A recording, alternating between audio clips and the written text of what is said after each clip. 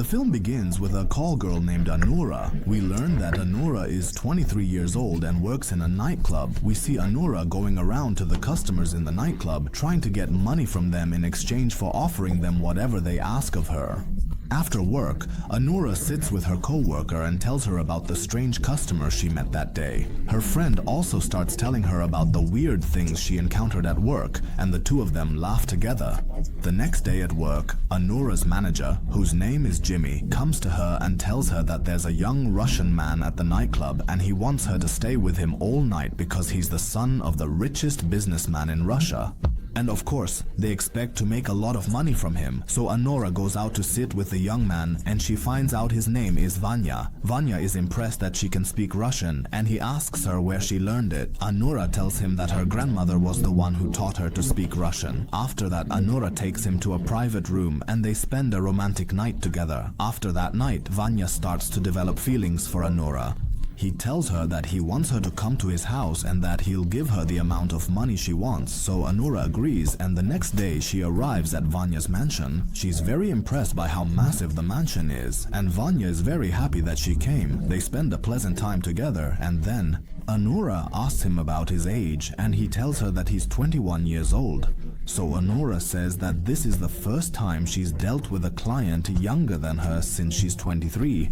Then she asks him how he's so rich even though he doesn't work. So Vanya tells her that he's the son of businessman Nikolai Zakharov, and he asks her to search him up so she can find out who this man is. Anora picks up her phone and looks him up, and here comes the surprise. She discovers that he's one of the richest and most famous businessmen in Russia. Later that night, Anora goes to meet her friend and tells her what happened. Her friend tells her that she has to stay with Vanya no matter what because she's going to make a lot of money from him. Their third friend is sitting there too, and she says. She listens to them, clearly very jealous of Anora because Anora always gets lucky with clients and they ask for her by name. So she starts mocking her and tells her not to forget that at the end of the day she's just a prostitute, and the moment he gets bored of her he'll throw her away and find someone else. But Anora doesn't pay attention to what she's saying because she knows that her words are driven by envy or spite. The next day, Anora goes to meet Vanya and spends the whole day with him. And it's the first time Anora feels comfortable around someone. She wishes she could stay with him forever. Vanya tells her that he's throwing a big party on New Year's Eve and that he'll be waiting for her to come. But Anora tells him that he showed her that she has a lot of work that day and probably won't be able to meet him. But Vanya insists that she come to the party, so Anora ends up agreeing and asks if she can bring her friend along. Vanya tells her she can bring all her friends. On New Year's Eve, Anora arrives at the party with her friend, the one Vanya is hosting, and of course, as soon as her friend enters the palace, she's amazed by it. Then Vanya comes over to greet them. They all keep dancing and drinking all night, and as usual, Anora spends the night with him. The next morning, we see Anora getting ready to go to work, but Vanya wants her to stay with him. Anora tells him that if she doesn't go to work, she might get fired. So Vanya offers her to take a week off from work and apply for that week as vacation, and in return he'll give her $15,000. Of course, Anora immediately agrees to the idea because it's an offer she can't refuse. When Anora gets to work, she tells her boss that she's going to take a week off, and then she says. Anora goes back home, packs her bag, and goes to meet Vanya. During that week, they do a lot of fun activities and travel to many cities. Vanya lets her experience adventures and moments she never even dreamed of.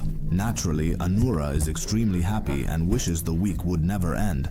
It also becomes clear that she's grown attached to him because he's the only person who respected her, valued her, and treated her with care.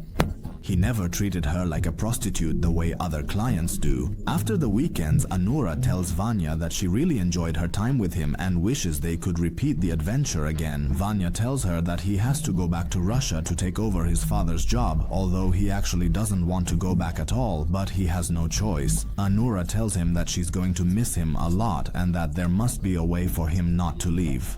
So Vanya tells her that he could marry an American woman and stay with her in the US, and that would be his way to avoid going back to Russia. They start thinking together about who he could marry until Vanya tells her that he wants to marry her. At first, she's surprised. Anora is surprised by his proposal and doesn't know whether to accept or not, but Vanya promises her that if she marries him, she'll live the best days of her life with him.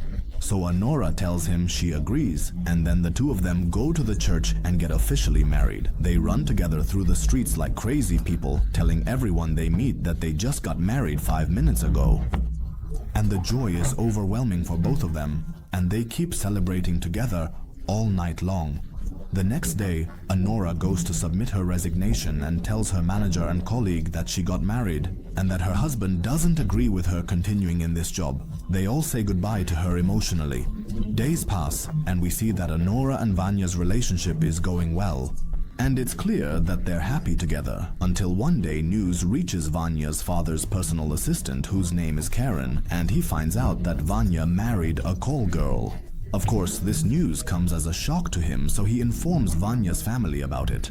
After that, Karen orders his men to go to Vanya and find out if he really got married. At that moment, we see Anora and Vanya sitting together, and they are very anxious because Vanya's family has been calling him since the morning, ever since they found out he got married. But Vanya isn't answering them and doesn't seem to care about the situation, unlike Anora, who is feeling nervous. Moments later, they hear a knock at the door, so they go to. Vanya opens the door and is surprised to see his father's men coming in. They tell him they've heard rumors that he got married and came to find out if it's true. Vanya tells them that he did indeed get married and that it's nobody else's business. One of them insists on having solid proof of the marriage to send to Nikolai, Vanya's father. So Vanya shows him the marriage certificate to prove he's not lying. The man takes a photo of the certificate and sends it to Karen, and as soon as when Karin sees it, he goes crazy. He calls Vanya and starts yelling at him, asking how he could risk the family's reputation by marrying a prostitute. Of course, when Anwar hears what's being said about her, she can't hold her tongue and starts cursing at him. But Karen ignores her and tells Vanya that the whole family has been in shock ever since they found out he got married behind their backs. Then he drops the bombshell that his father and mother are coming to America the next day. And that's because they're coming to ruin the marriage and take him back with them to Russia. Vanya is stunned by what he's hearing and doesn't know how to react because he wasn't prepared to face his family right now. Anwara is surprised by his silence and fear of them, since he had promised her that he would confront his family about their marriage without fear. Then Karin continues speaking and tells him he has 10 minutes to bring them to the courthouse and divorce Anwara. She insults him and tells him that she won't divorce her husband no matter what he does because she loves him and he loves her too. At that moment, all Vanya can think about is his family, and he's truly afraid because he can't bring himself to face them with what he's done. Suddenly, Vanya runs out of the house, leaving Anwara alone with the men. So Anwara tries to escape with him, but they stop her and keep her locked up until Karen arrives. Anwara keeps resisting and hits one of them, named Generic, breaking his nose. Then another one, named Agor, holds her tightly so she can't move. As soon as Karen arrives, he starts yelling at them because they acted on their own without informing him. Like that. So the men realize that the girl is violent, and they had no other choice but to tie her up. When Karen finds out, he keeps scolding them. But they explain that they tried to catch him but couldn't. So Karen tries to call him, but he doesn't answer. So Karen takes Anora's phone and calls him, but he still doesn't answer. So Karen gets angry and keeps yelling at Anora, telling her that what they did was childish and will ruin them all. Anora responds by saying that she's married and her husband loves her, and no matter what happens, they won't get divorced. Karen reminds her that this husband who supposedly loves her left her and ran away at the first sign of trouble. He tells her that he will make sure she divorces him whether she likes it or not, because she took advantage of the fact that he's younger than her and played around. She manipulated and trapped him into marrying her so she could take all his money. So she tells him that he was the one who proposed to her in the first place. And she shows him the wedding ring he gave her to prove that he truly loves her and is serious about her. Karen then takes the wedding ring from her because it's very expensive. And he tells her that she doesn't deserve a ring like that. He keeps insulting her with words, reminding her that she's nothing but a prostitute, that she sells her body for money, and if she marries, it should be to someone just like her. Anora gets upset by what he says and starts screaming hysterically so that someone might hear her and come help. Quickly, Karen and his men cover her mouth to silence her. After a while, Karen leaves her alone to calm down, then comes back and gently tells her that he understands how she feels and knows exactly how she thinks. But he also tells her that her marriage to Vanya was bound to fail anyway because no one would ever accept that kind of marriage. He then says that he'll give her $10,000 after she calms down. and he assures her that no one will hurt her, but the most important thing is that she cooperates with him so they can reach Vanya and quickly put an end to this marriage. Anora is forced to comply because she has no other option. After that, Karen unties her and goes with her along with his men to look for Vanya. The first place they go is the sweet shop that Vanya always visits, but they don't find him there. Then they head to the restaurant where he usually has dinner, but they don't find him there either. After that, they go to the nightclubs he usually hangs out at. Karen grabs the mic and tells everyone there that he's looking for a missing young man. He says his name and describes his appearance so that if anyone has seen him, they can get in touch. Then they continue their search through restaurants and schools. They keep going around the nightclubs he used to hang out at, asking everyone there about him, but no one has seen him. Naturally, they get really tired from all the running around, so Karen takes them to a restaurant to have dinner. After that, they continue searching for him. Meanwhile, we see Vanya partying at the nightclub where Anwar used to work, living his life without any idea of what's going on. At that moment, Anwar receives a message from her friend who works at the nightclub telling her that Vanya is there. So Anwar and the others quickly head over there and find Vanya completely drunk, totally out of it and unaware of anything. Anwar approaches him and tells him that they want to force the divorce, and she asks if he agrees, but Vanya is completely out of it and has no idea what's being said to him. After that, Karen takes them in his car and they head to the New York courthouse. And they end up waiting all night in front of the courthouse until the lawyer arrives the next morning. Of course, when the lawyer sees Vanya drunk, he gets very upset and tells Karen that there's no way he can go into court in that state because the judge might cause trouble. But Karen promises him that he'll keep Vanya under control. As soon as they enter the courtroom, the lawyer begins explaining the case to the judge. But Vanora interrupts him. She tells the judge that they abused her and are trying to force her into a divorce. But she doesn't agree to the divorce in the first place. And they also accused her of being in an illegal marriage with him, even though she got married in Las Vegas and has documents to prove it. And as soon as the lawyer finds out they got married in Las Vegas, he's shocked. He tells Karen that he won't be able to divorce them because they have to travel to Las Vegas and get divorced there. So Karen gets really upset, takes them and leaves. After that, they go to the airport and wait for Fanya's family until they arrive. As soon as Fanya's mother arrives, she goes to check on her son, and she keeps scolding him for what he did. Fanora interrupts her and introduces herself. She tells her that she had always wanted to meet her, so the mother tells her that she's not honored at all to know a prostitute like her.